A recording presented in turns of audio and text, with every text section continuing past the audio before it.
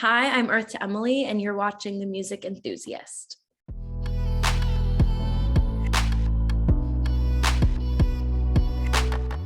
Hi, what's up? I'm Sarah from The Music Enthusiast, and today I'm here with Earth to Emily. How are you?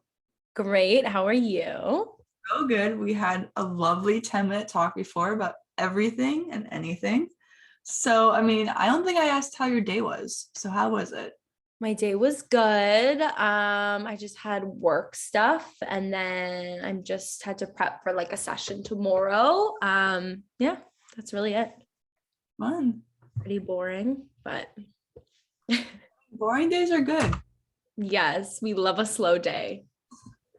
Exactly.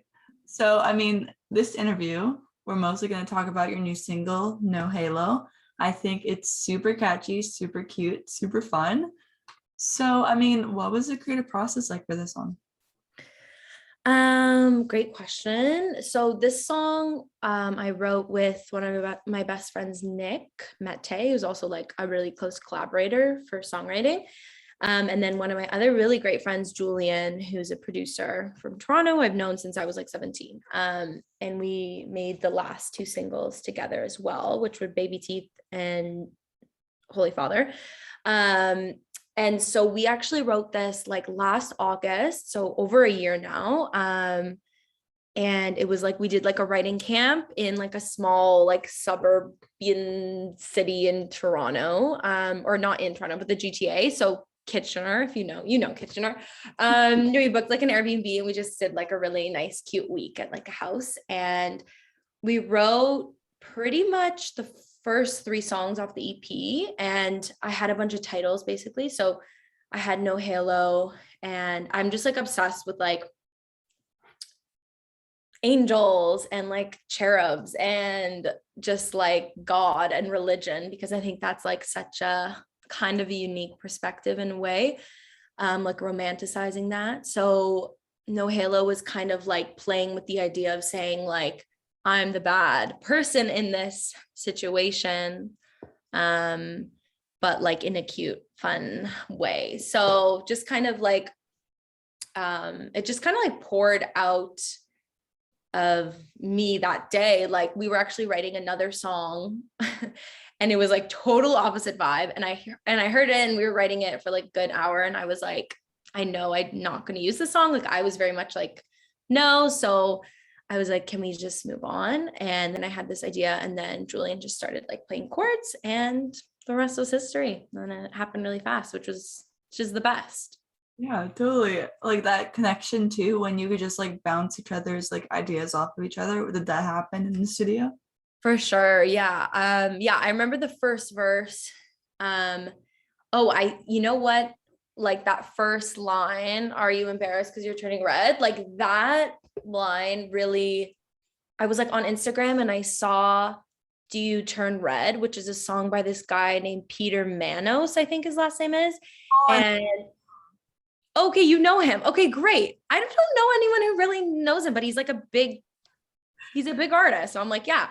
So he has that song, Do You Turn Red? And I was gorgeous, but I only saw the title and I was like, oof, I love like the feeling of embarrassment is so rich, you know? So I was like, huh. So that kind of propelled me to be like, and I remember I just like jotted it down. I didn't even like have a crazy melody. And then I just kept like flowing. And then, yeah, like Nick, this was like the first time I was writing with Nick, like for a week straight. And we went to school together, but we were in different years. So like we were like always just like acquaintances. And then we just like totally just like fell in love with each other and just like have been writing together ever since. So definitely he's like, we were bouncing lots of stuff, 100%. amazing. And how many songs were made during that trip?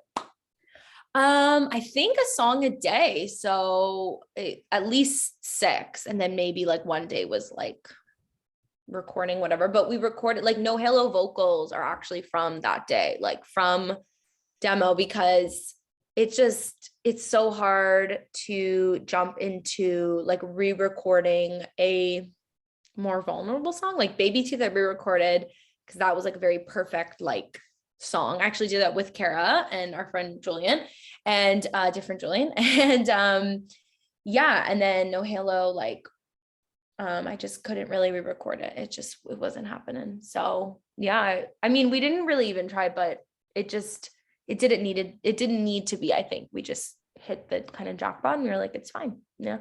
Yeah, I mean, that's perfect too, because sometimes you just have to keep going and going until like 1,000 vocal tracks later. Literally. Yes. We did not want that. So we were like, okay, better to just leave it. Yeah.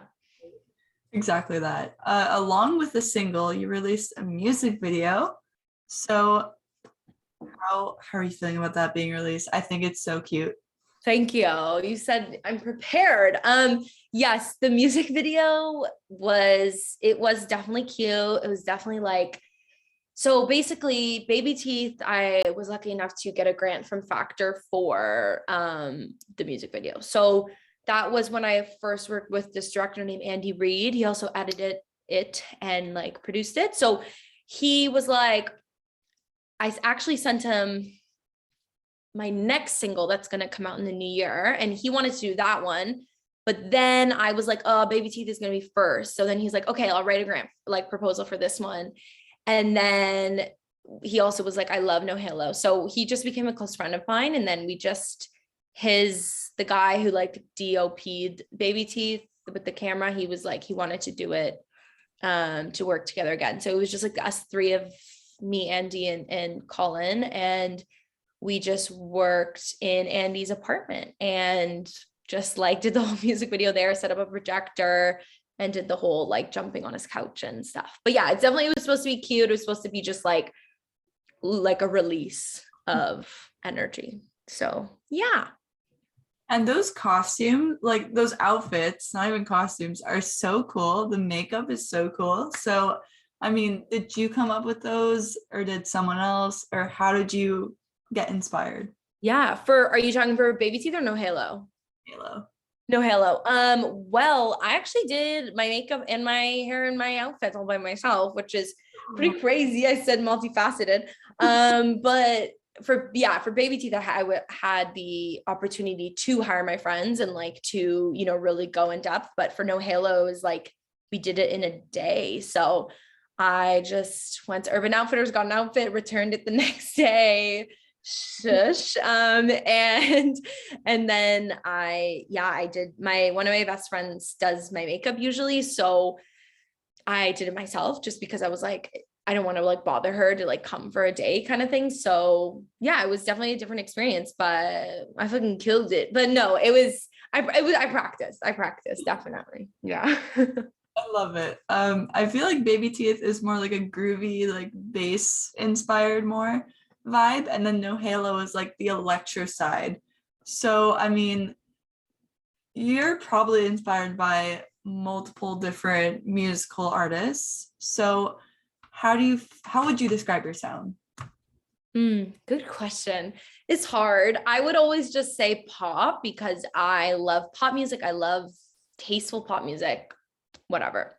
But if I were to like compare myself or to say like I would love to be like them, Troye Sivan is a huge one for me. Dua Lipa is like my everything. Zara Larsson I love her. Oh my God. Love Me Land. Mm-hmm. I listen to that song every day. Like that's the bop for me. And like El Divine, we were talking about, or sorry, El Divine. I have to get that in my noggin. I always think it's Divine. El Divine, I love her. So just like, I guess 80s inspired. I love like disco. I want to kind of go in that wave, but like definitely pop. Yeah. Amazing. And super off track question. Where did the name Earth to Emily come from? Ooh, okay. So long answer, but I'll try to shorten it. Basically, I was going by my real name, which is Emily Rose. That's my middle name, as it's everyone's middle name. And I was going by that for a while, and I was performing around Toronto, and then the pandemic hit, and I kind of wanted to change my name for a while. I felt like Emily Rose was very much like a cop out for me, and I didn't feel like it was a statement. I just felt it was like a little name, and there was also millions of others Emily Roses, like country artists, and I was like like they would be to points where my dad's friend would be like, love her song and it wouldn't be me. And I'd be like, that's not me, babe. Sorry, that's different Emily Rose. So me being the Capricorn I wrote like lists and lists and lists of names, like it's stupid. And I just wanted to make sure I don't miss anything. And I came up with Earth to Emily a while in advance, and I really loved it. And I love that it was like a sentence rather than a name. And everyone knows like Earth to blah, blah, blah. So I thought that was a fun little play on thing. And I love the like alliteration of it all. So, and also like I'm an earth sign. So there's a lot of meanings in the name for me, but it just feels very much, like Earth to Emily can play with kind of like that idea of like a planet and like, so I thought that was cool. I mean, it's super catchy too. Like it has that ring to it that really just sticks in your brain. The alliteration, Earth to Emily, and like E to E, which is really cute if you want to like shorten it. So there's many possibilities. Exactly. Like I did in the Zoom call, I literally wrote E to E. Perfect. Yeah. She said shortened it. Acronym. Yes. Yeah. I mean, back to your music. Has it been fun experimenting with your sound? Because you're a sort of new artist. Yeah. Experimenting with my sound. I'd say very particular in what I like. And as we said, what we talked about before is like everyone has, I believe, like a sonic library. And so I find it really, really just like, honestly, it's like your identity is like, what do you like? And that's, I truly like expression for me in songwriting and in like choosing production sounds is like, I get all the freedom to say, if I don't like this, I don't have to use it. And I'm allowed to do, it's like a huge open canvas. Right. And so, so I love experimenting and truly, I just always think like, if you like it, you like it. Everyone has a taste factor. Everyone has a cool meter and like, what you're doing, like, just kind of, so I guess being just like, just solidified in myself and knowing what I like and not being afraid to be like, I don't like that. Sorry. Like, let's do something else. I think is the best thing, it's just being honest and really just letting like your inner voice guide you and like see what you like. And that's like hot. So it's freaking awesome. Yeah. That's super important too, because like, what you want, and you're not just like making music to be famous. You're making music to enjoy your own music. Yes. For fame only, fame and money, the Grammys. Yes. Plus. Yes, exactly. So what's coming next from you musically? Great question. Next single, should I give you the name of the single? Good. Let's do it. No, yeah. It's called Sweat and Sulk. So like sweat and sulk, but with an N instead of the word and. Pretty cool. I had that title for a while and my friend Nick was like, let's write that. And it's very different. It's very left of center pop, I would say. Very not like Baby Teeth or No Halo at all. Like just different. I feel like not everyone will love it, but I think some people it'll be their favorite. So I'm excited for that. And so that's next single. And then basically the EP will come out after, and the EP is going to have like those three and then another one, which is a title track of the EP. And then, and then next EP, I already have like a lot of the next EP. So it's just like, and it's just a game at this point. It's like, when should I dangle it and then drop it, Yeah, so you just released like all of it right now? Yeah, SoundCloud. I'll send you the link, Love it. Last question. Who are your favorite up and coming artists right now? Oh my God.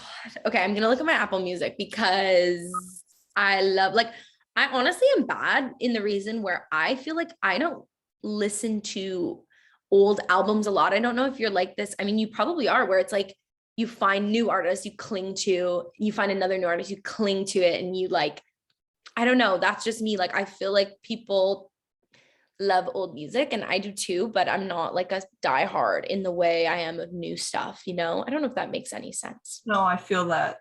Um, so I'm just gonna look at a couple. I don't know. Let me know if you know these people because they're all amazing. This girl Lowell, she does like she's signed to arts and crafts. She's mostly a songwriter, but then you know her songs are the best. She did a bunch of Madison Beer stuff, which is really cool. Saucy Santana, that's Material Girl from TikTok. Okay. Boo. But I love it. Allison Ponthier, have you seen her ever? She's like this Faking My Own Death EP. I don't know if you know her, but Oh, I've seen that before. definitely she's like country, like Western stuff. And do you know the artist Sega Bodega?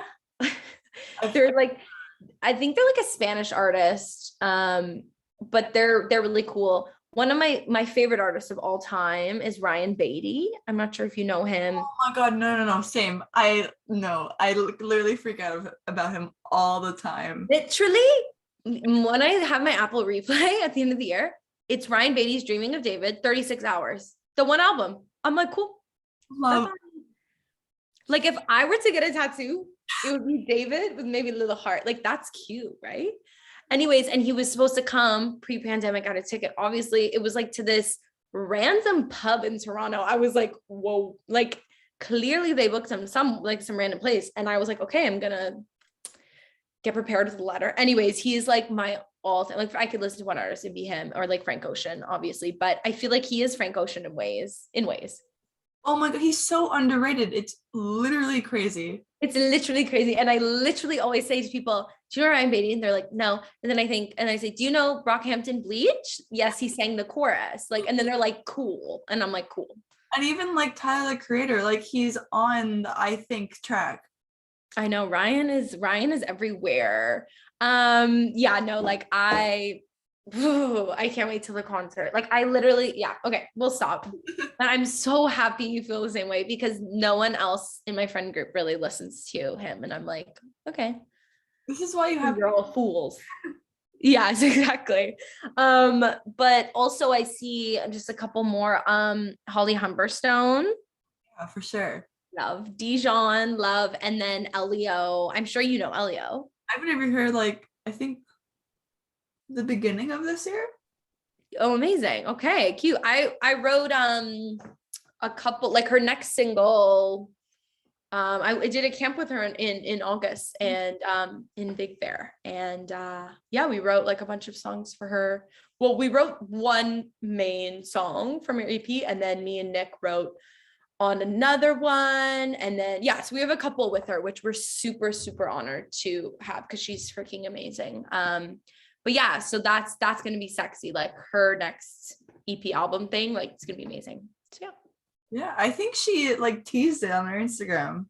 I think she tagged you. She did tease it the other day for sure. Yeah. I know you're talking about. Catchy. It's catchy.